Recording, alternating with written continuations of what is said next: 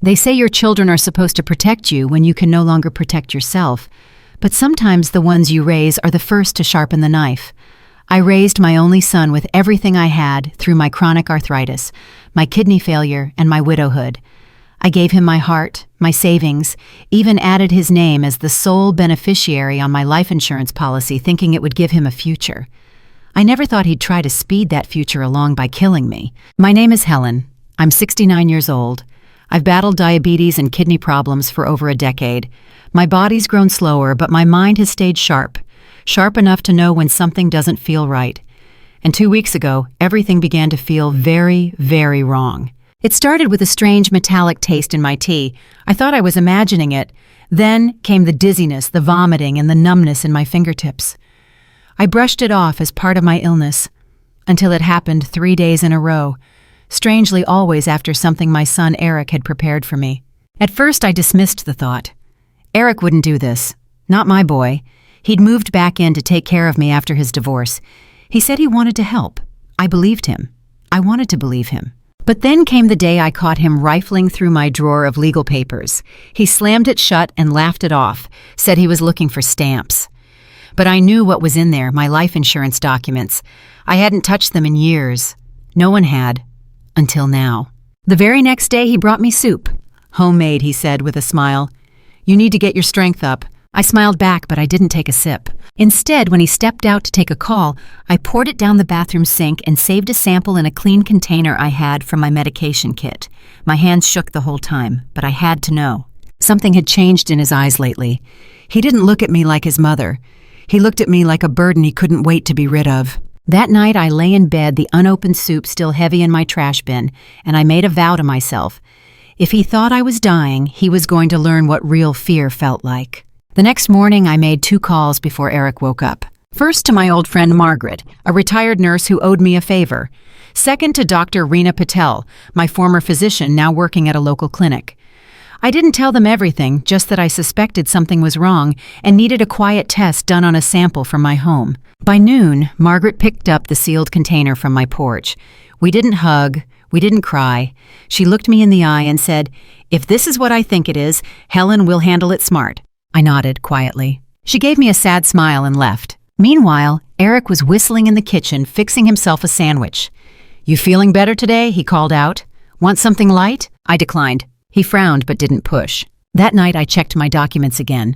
The insurance payout listed was $300,000, and the beneficiary hadn't changed. It was still Eric. I remembered signing it after my husband died. At the time, it felt like love. Now it felt like a target on my back. 2 days later, Margaret returned alone, and her face told me everything before she spoke. There were traces of antifreeze, she whispered. Low dose. Enough to cause organ failure over time if undetected. My stomach dropped. She placed the lab report on my lap, trembling. "Helen, this wasn't an accident." I nodded. I didn't cry. I couldn't. The grief was too heavy to even leak out. That evening, I sat at the kitchen table while Eric scrolled through his phone, talking about maybe getting a new car next year. He didn't notice the tremble in my hand as I gripped my tea. Didn't notice that I hadn't touched a bite of food in days. He was waiting, watching, planning. I played along. "You've been so good to me," I said, voice cracking. "If anything ever happens, I hope you know how much I love you." He looked up, smirked. "I know, Ma, you've always been sweet. Rest now, okay?" He kissed my cheek. I forced a smile. But behind my back, I held the test results in a folder. And behind that, I held something more dangerous than poison. The truth. Because I wasn't going to the police yet, no. I was going to make him see what it felt like to be helpless, watched, and exposed without even knowing it was coming. He had 5 days left to believe he'd gotten away with it. And on the 5th, he would fall to his knees. For the next 4 days, I played the role of the fading mother. I moved slower than usual, partly real, partly act. I slurred my words more, winced louder, let my head droop as I sat in my chair. Eric watched me like a vulture. He hovered near doorways, poked his head, and every hour offered food and water that I always declined. I could feel his anticipation growing, like he thought he wouldn't have to lift a finger, that I'd die quietly, naturally, that the money would drop into his lap without a whisper. But I was whispering, just not to him. I contacted my lawyer, Ms. Torres, who I hadn't spoken to in nearly 3 years. We met in secret at her office after Margaret drove me across town. I laid everything on her desk. The test results a copy of my insurance policy and a sealed flash drive containing voice memos. I had started recording me narrating every change in behavior, every strange comment Eric made. I even recorded him talking to someone on the phone about waiting it out and getting what's coming to me. Ms. Torres listened wide-eyed. When it ended, she said just one thing: "We'll give him a choice." And so we did. The 5th day, I called for a family lunch. I told Eric I felt a bit stronger and wanted to eat together. He agreed easily, too easily. He offered to cook. I politely declined. Instead, I had Margaret prepare the food, nothing from our fridge.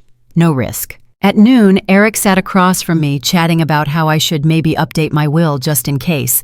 He smiled while saying it, like it was nothing. I asked him gently, "Do you know what the worst part about dying is?" He tilted his head. "What?" "Not knowing what your children are capable of until it's too late." He froze, smile slipping. Before he could speak, the doorbell rang. He opened it, probably expecting Margaret. It was Ms. Torres. Behind her stood 2 officers. Eric turned pale. "Well, what is this?" She handed him an envelope. "A formal notice of investigation. We have documented evidence that you've attempted to harm your mother with intent to claim insurance fraudulently." His hands shook. No, that's insane. This is some setup." Ms. Torres remained calm. "We're not pressing charges yet. Your mother has requested one thing first." He turned to me, his eyes wild, his mouth open. And that's when I said it. "You have 10 minutes to sit and hear what I've collected, every recording, every log, every call, and then you'll decide if you want to go to jail or crawl for forgiveness." He blinked, shook his head. And then slowly, he sat down. The predator was no longer in control, and the woman he tried to erase was about to bury him in truth. I opened the folder in front of me with hands that didn't tremble, not anymore. Eric sat stiffly across the table, sweat forming at his temples, his usual smug expression replaced by something I hadn't seen in years. Panic. Ms. Torres laid out the pages slowly. "This is the toxicology report," she said. "We had your mother's food tested independently. Antifreeze. Small enough doses to avoid suspicion, except she didn't eat what you gave her." Eric's mouth twitched. "That's not proof?" I clicked play on a recorder sitting beside the documents. "If she just eats what I give her, it'll be over soon.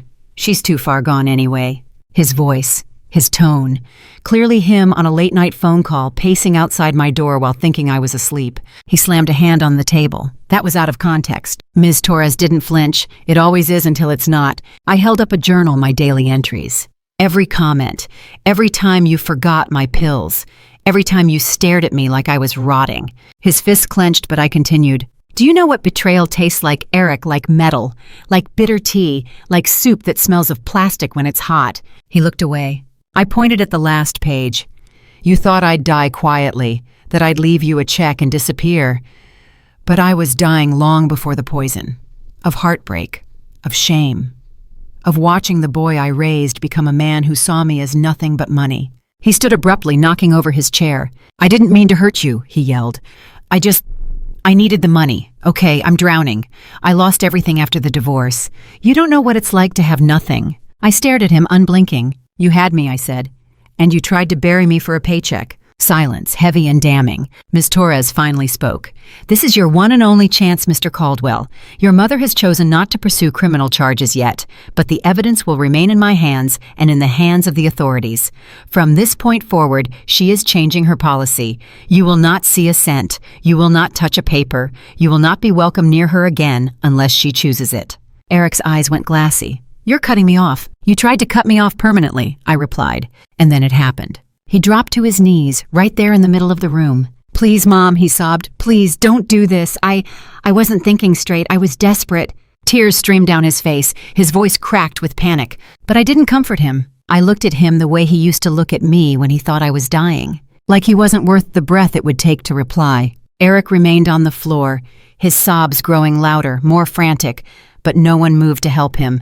Not me, not Ms. Torres, and certainly not the officer standing just outside the door quietly observing through the glass. I had dreamt of this moment not out of malice, but from justice. For days I'd imagined what it would feel like to watch him crumble beneath the truth. But now that it was real, I didn't feel powerful. I didn't feel victorious. I felt hollow. "My hand shook when I raised you," I said, voice steady but low. "Not because I was weak, but because I was tired from working double shifts to feed you, to keep a roof over our heads. I did everything I could to protect you from hunger, from cruelty. And you, I looked him straight in the eye, you fed me poison. Eric wiped his face red and swollen. I didn't know what else to do. I thought you were going to die anyway, and You wanted me to die, I interrupted. Let's not twist the knife with lies. Ms. Torres gently placed a final document on the table. This is the updated insurance policy, she said, effective immediately. You are removed. The new beneficiary is a local women's shelter, your mother's request, and a copy of all this has been submitted to your former employer's ethics committee. Your license, your finances, your reputation, all hanging by a thread. Eric's body sagged like something inside him had snapped. But she's not pressing charges, he asked weakly, like he couldn't believe it. No, I said. I want you to live with this. Every time you look at yourself in the mirror, I want you to remember the day your own mother spared you, not because you deserved it, but because she refused to become like you. He looked up at me, stunned. I'm not keeping your secret, I added. This story, my story, will be shared, not to shame you, but to protect others like me. Because there are so many who don't make it, who never get the chance to fight back. But I did. He opened his mouth again, but nothing came out. Ms. Torres stood. I think we're done here. Eric struggled to his feet, body shaking. For a brief second, he looked like a child again, scared, lost, searching for a hug that would never come. But that child was long gone. I turned my wheelchair away as he stepped out the door, and I didn't look back. Outside, the sky was soft with dusk. Margaret waited near the curb, arms crossed, eyes proud. Well, she asked. It's done, I said. And in that moment, I wasn't the poisoned mother.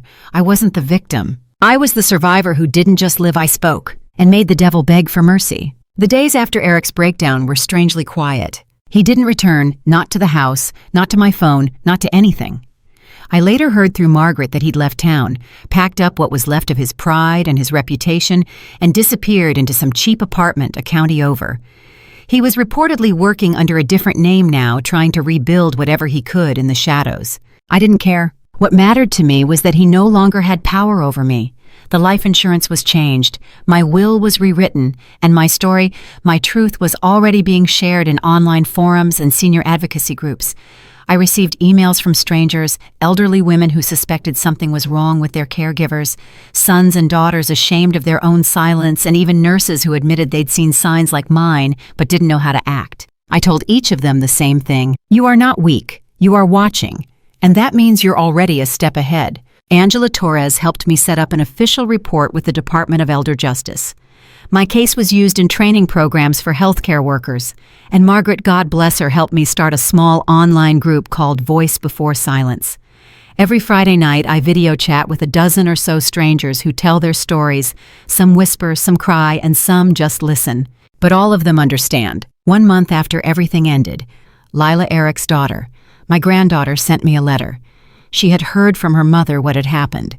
She asked if she could come visit. I said yes. When she arrived, she didn't hug me right away. She just sat down beside me and held my hand. I always knew something was wrong, she whispered, but I didn't know how to say it. Now you do, I said softly, and you always will. That night, I told her the full story, not to scare her, but to show her what silence allows and what truth can destroy.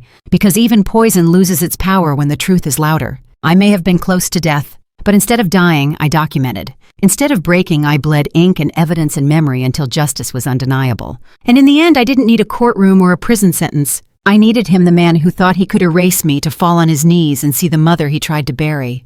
Still breathing, still watching, and far stronger than he ever imagined. If you've made it this far, please remember this. Trust is not a weakness, but blind trust can be deadly. I loved my son. I forgave more than I should have. I ignored red flags because I didn't want to believe my own child could hurt me. But age, illness, and disability do not make you helpless.